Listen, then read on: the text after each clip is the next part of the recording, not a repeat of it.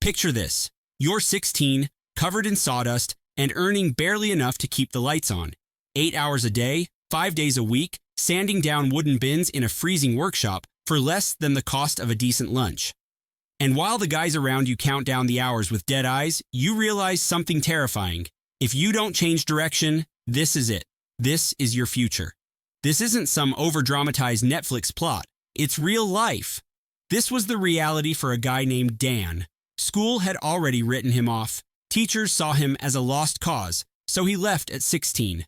No qualifications, no direction, just a pair of work boots and a toolbox. He started an apprenticeship in carpentry. Not glamorous, not well paid, and definitely not inspiring. He was stuck, not just financially, but mentally. Day after day looked exactly the same. The work didn't challenge him, the people around him had long since stopped dreaming, and every payday came and went like a blink. There was no sense of progress, only survival. But that sense of suffocation? That can spark something powerful. Dan didn't want to be rich for the sake of Lamborghinis or private islands. He wanted freedom. The kind of freedom where you wake up and choose what to do with your day, where your income isn't chained to your time, where you're not living for the weekend or begging your boss for time off. So he made a plan. Nothing fancy, just a clear, stubborn decision to figure things out and build a life on his own terms. And by his late 20s, he'd done it. Millionaire, no trust fund, no handouts, just strategy, discipline, and relentless focus. Now, here's the question people always ask him: can someone still do this today? The short answer, absolutely, but only if you've got the right roadmap. And that's exactly what this episode is about. By the end of it, you'll know how to calculate your personal freedom figure, how to start building toward it, and how to actually live free, not someday, but as soon as possible. So, let's dive in.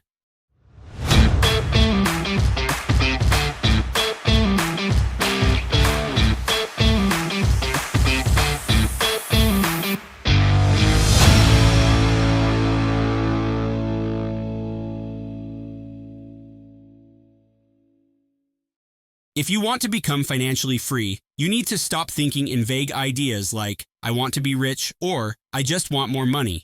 That kind of thinking won't get you anywhere. What you need is a clear, specific number, something measurable. That number is what we call your freedom figure.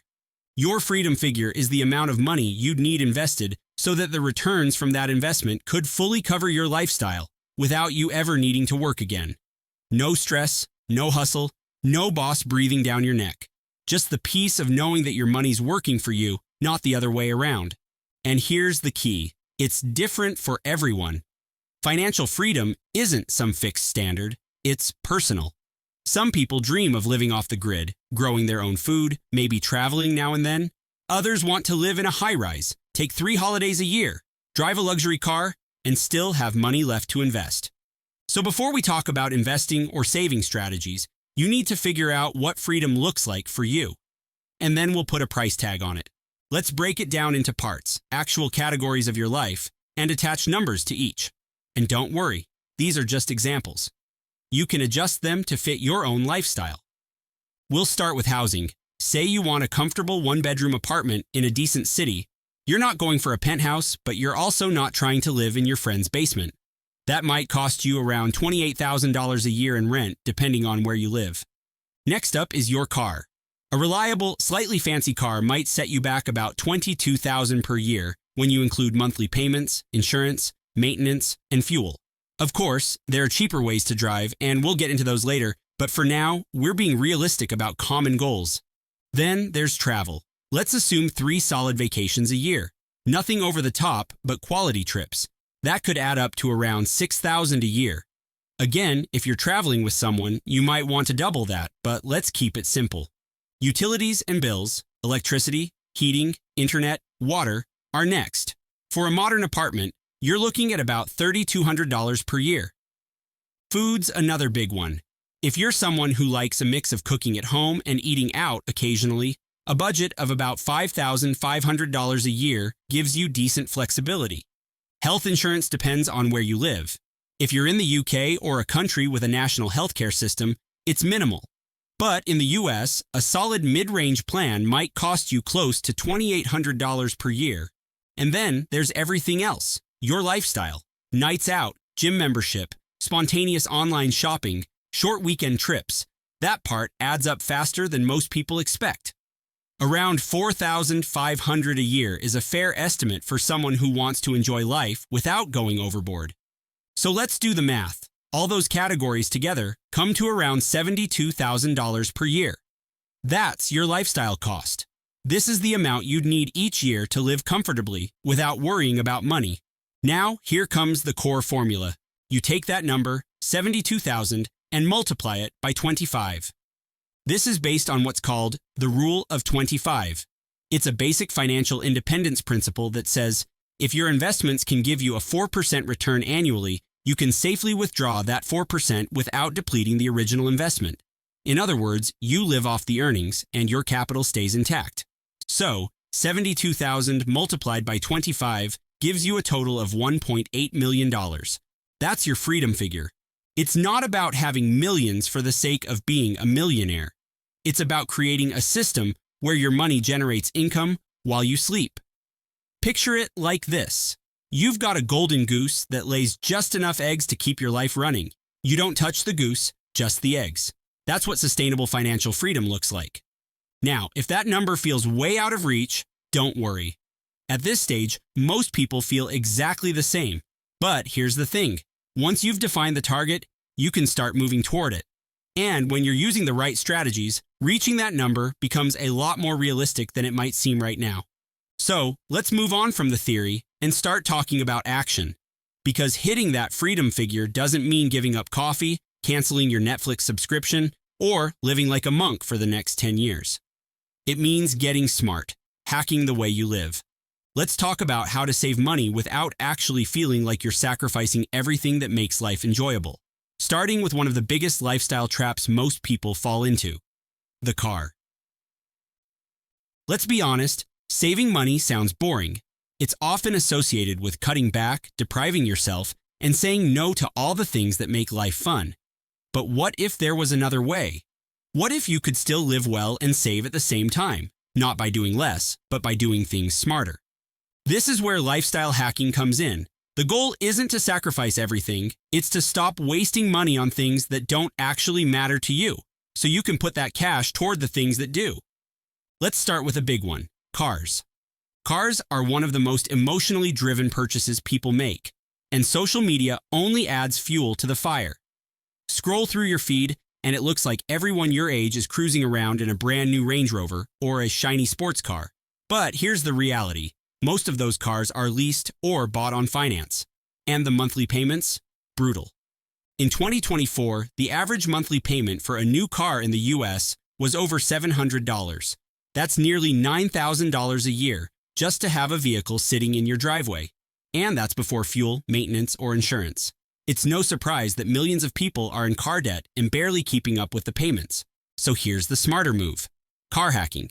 Car hacking is about buying a quality used vehicle that's already gone through its steepest depreciation. In other words, someone else took the financial hit, and you get the car for a fraction of the price. You drive it for a few years, and if you've chosen well, you can sell it for nearly the same amount you paid. It's simple. No loan, no monthly payments, no stress. And you still get from A to B in comfort. Next, let's talk about brand hacking. This one's surprisingly effective. Most of us are conditioned to think that branded products are automatically better.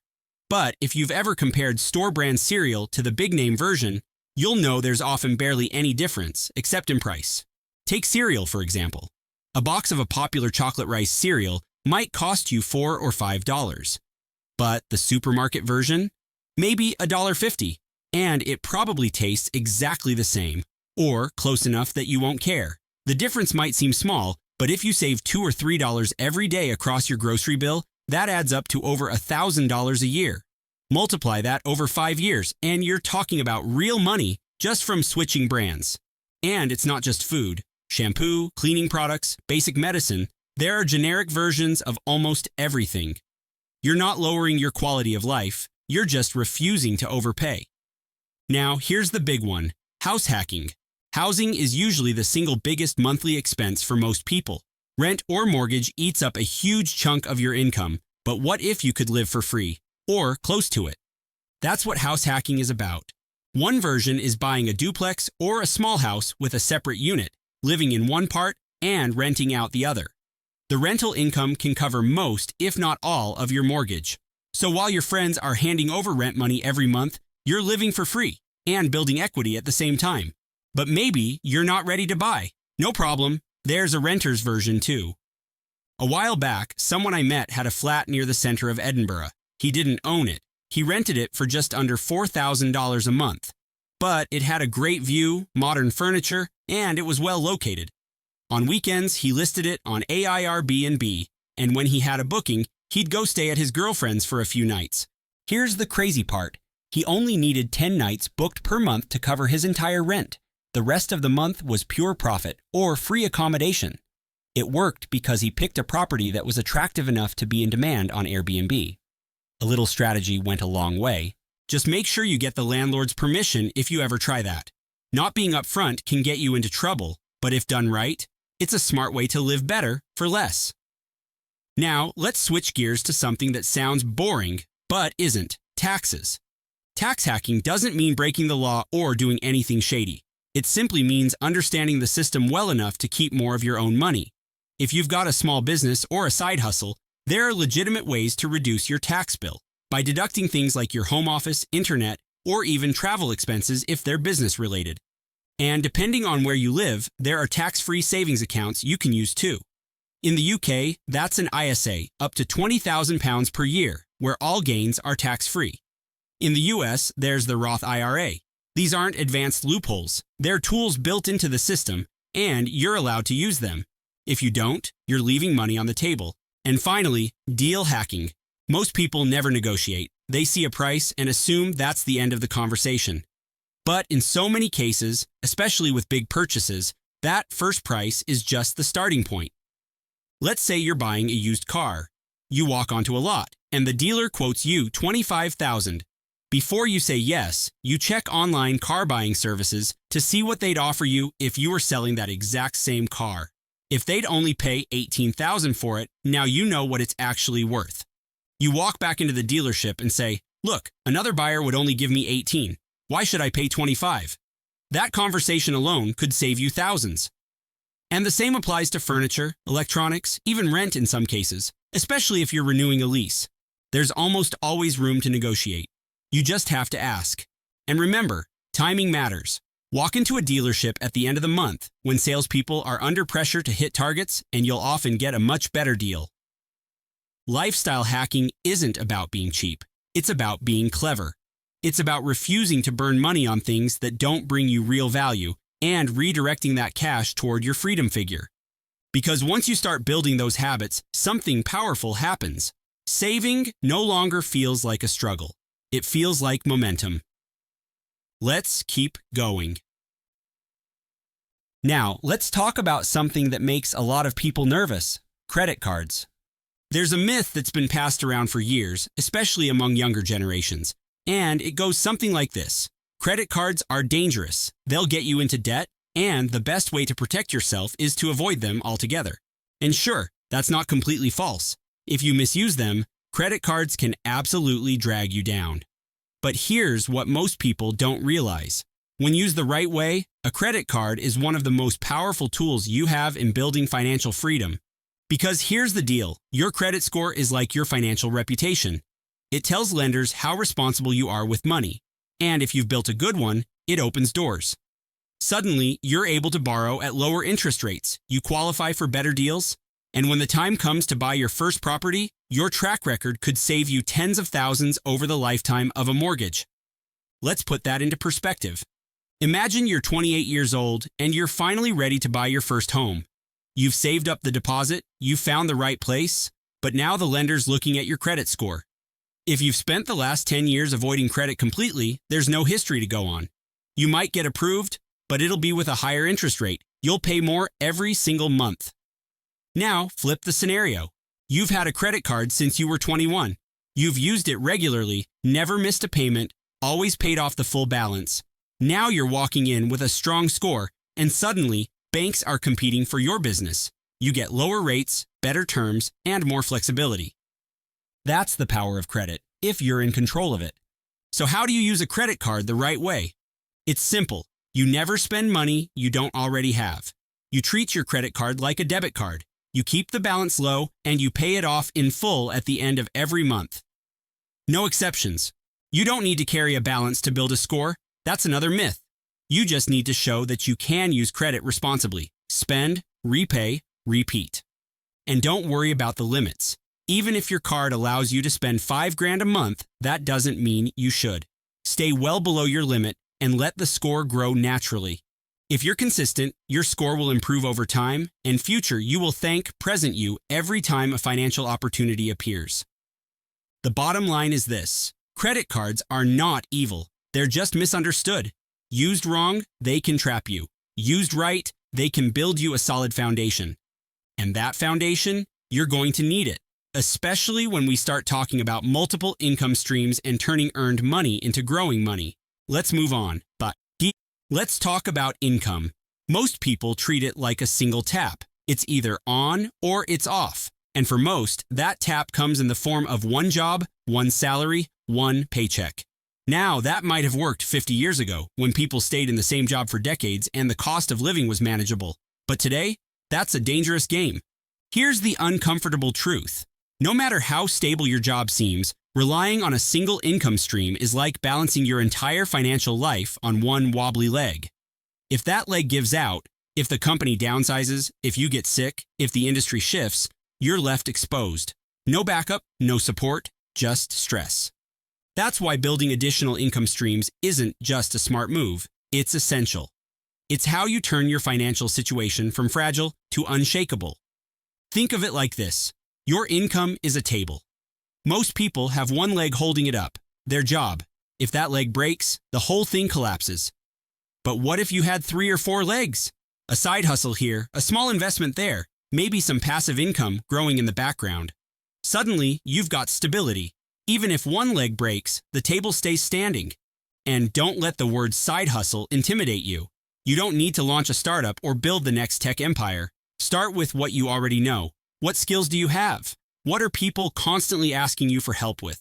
What comes easily to you that others find difficult? It could be anything. Freelancing, photography, copywriting, tutoring, graphic design, selling digital products, managing social media, or something classic and hands-on like window cleaning or detailing cars. The point isn't to find the perfect idea, it's to get started with something that doesn't require a massive investment and builds on your existing knowledge. And yes, it might only bring in a few hundred a month in the beginning. But that's where the magic is, because that extra income can be funneled straight into your investments, accelerating your path to your freedom figure. Now, let's deal with the most common excuses. I don't have time. Really? Let's do the math. There are 168 hours in a week. A standard full-time job takes up 40. Let's say you sleep 8 hours a night. That's 56. Meals, commuting, showers. Round it up generously to another 20. You've still got over 50 hours of free time every week. So no, it's not that you don't have time. It's that you haven't prioritized yet. And that's okay. But let's call it what it is. Another excuse? I don't have money to start. Good news. You don't need much. Many side hustles today cost almost nothing to get off the ground. A laptop, an internet connection, and a bit of consistency are enough to get going in most digital fields. And then there's the classic, I don't know where to start, but you do. You know your own skills, your interests, your circle of people. Start with what you already know and who you already know. Offer a service, solve a problem, show up. You're not trying to build a business empire overnight. You're building an extra leg under your table. And once that leg is solid, you build another. And another. This is how financial freedom is built, one income stream at a time. Not all of them will be big. Not all of them will work long term. But together, they create something powerful. Stability, flexibility, leverage. So if you've only got one stream of income right now, it's time to change that. Not out of fear, but out of intention. Because when your income stops depending on a single source, your freedom stops depending on someone else's approval. Let's keep going. Because now that you're starting to build those streams, we need to talk about what to do with that money and how to use it for what it was actually meant for. So now you've started building extra income. Maybe you've taken on a few freelance gigs, launched a side hustle, or you've got your money working in the background through investments. Great. But here's where a lot of people go wrong. As soon as more money starts coming in, they automatically start spending more. The lifestyle creeps up, the dinners get fancier, the clothes get newer, the apartment gets bigger, and before they know it, they're back to zero at the end of each month, just at a more expensive level. This is what traps most people. They mistake income for progress, but income doesn't build freedom. Discipline and strategy do. If you want to build real financial freedom, you have to start using money the way wealthy people do, and that means understanding its real purpose. Poor people think money is for survival. They use it to cover bills, buy food, pay rent, and yes, in the beginning, that's exactly what it's for. Middle-class people, they see money as a way to upgrade their lives. Better house, nicer car, bigger loan. It's not necessarily reckless, but it keeps them stuck in the cycle. They earn more, so they borrow more, so they have to keep earning more. But wealthy people, they play a different game. They see money as a tool for expansion. They use money to buy time, create opportunities, and build systems that make more money. They don't just ask, what can I afford? They ask, what can this money grow into? That's the shift. So when you start earning more, don't just spend more. Pause. Ask yourself, what will this money allow me to build? What future can I fund with this right now? This is where investing comes in. And we're not just talking about buying a few stocks here and there. We're talking about setting up your money so that it starts working harder than you do. Let's start with something simple. The stock market. One of the easiest ways to begin is by investing in a broad market index fund, something like the S&P 500. Instead of trying to pick individual companies, you're investing in the top 500 U.S. companies all at once. Historically, over long periods of time, this type of investment has delivered solid, consistent returns, often between 8 and 10% annually. And thanks to modern investing platforms, you don't need thousands to get started. Many apps allow you to invest with just a few dollars using fractional shares. You can even automate the process. Set a fixed amount to invest every week or month and let the market do the rest. That strategy, it's called dollar cost averaging, and it works because it removes emotion. You're not trying to time the market.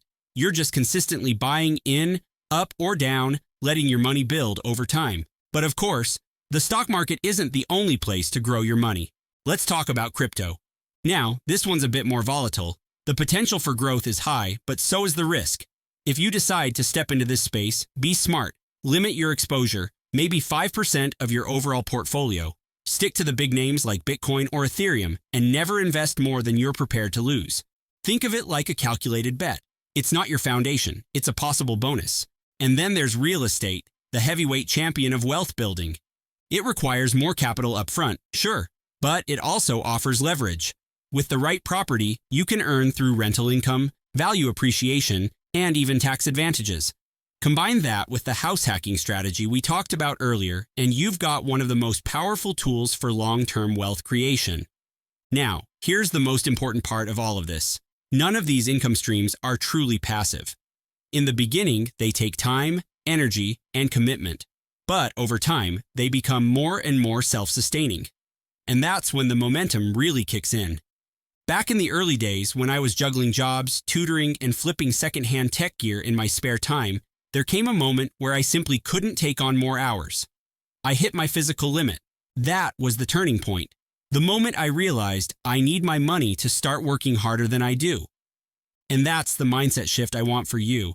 Because once you start thinking of money not as something to spend, but as something to use, to grow, to multiply, to open doors, you're no longer just working to survive. You're building a future on your own terms. And that is the real function of money. Let's bring it all together. So let's take a step back and look at what we've just built. You now know that financial freedom isn't reserved for a lucky few. It's not about being born into wealth or waiting for a miracle. It's about having a clear target, a number that reflects the life you want, and building a strategy to reach it. We talked about the freedom figure, the personal amount you need invested so that your lifestyle is fully funded without ever needing to trade time for money again. We went deep into life hacking, not sacrifice, not self-denial, but smarter living, using strategies like car hacking, house hacking, brand swaps, and negotiation to save more without giving up quality of life. We covered the misunderstood power of credit, how the right use of a credit card can build your financial reputation and unlock better opportunities when the time comes. We looked at why relying on one job is no longer enough, how building multiple streams of income through freelancing, side hustles, or digital skills can give you security, flexibility, and room to grow. And most importantly, we talked about the real purpose of money, not just to spend, not just to survive, but to expand, to create something bigger than your current situation, to build a system that works harder than you do. That keeps going when you stop. The truth is, this journey isn't about money. It's about freedom, about choice, about being able to say yes to what matters and no to what doesn't. It's about living a life that's aligned with you, not with what the system expects from you. And here's the thing, it doesn't have to happen overnight, but it does have to start. So if you've been listening and nodding along, thinking, I'll do this one day, let me say this, make that day today. Not because you're behind, but because you're ready. Start small. Review your expenses. Open that investment account. Try that idea you've been sitting on. Ask yourself what kind of life you want, and take one step toward it. Because if there's one thing I can promise you, it's this. You are far more in control than you've been told. And your path to freedom? It's already started. Take the next step, and I'll see you there. Thank you for listening. If this episode resonated with you, the best way to support the podcast is to hit like, subscribe to the channel, and share it with someone who needs to hear it. Every bit of support helps us keep creating content that actually matters. See you in the next one.